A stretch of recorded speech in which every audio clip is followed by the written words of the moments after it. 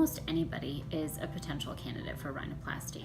The only restrictions that I have are patients who may not be medically stable enough to undergo some type of surgical procedure, but almost anybody else is a candidate for rhinoplasty.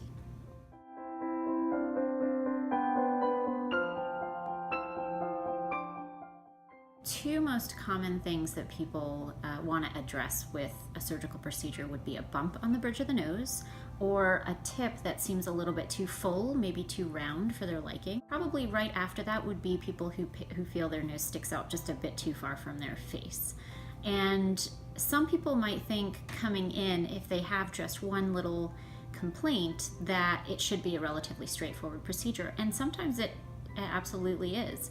But the vast majority of times when one portion of the nose needs to be addressed, another secondary or maybe even tertiary portion of the nose may need to be addressed as well in order to keep everything in balance.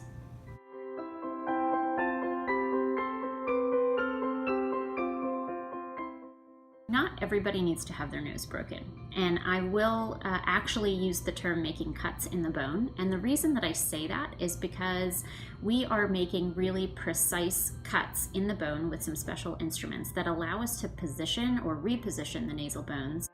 And oftentimes we end up having to make those cuts in the bone because we're taking down a bump on the bridge of the nose. And when we take a bump down, oftentimes it makes the nose appear a little bit too wide from the front. The profile might be excellent, but the front view looks a lot wider than we'd like it to be. And in that case, we will make some cuts in the sides of the bone to bring it back to a more natural position.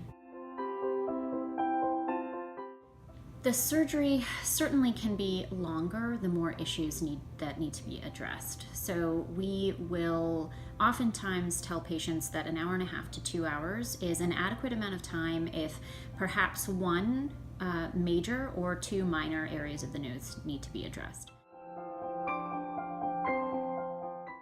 When it comes to recovery, I will tell most patients that 7 to 10 days is a good amount of recovery to budget. There are times, especially if we just have a small amount of refinement to do in the tip, or if the bones just need to be adjusted a little bit, that the recovery could be shorter. But oftentimes 7 to 10 days is right about the mark where you're able to return to work or school.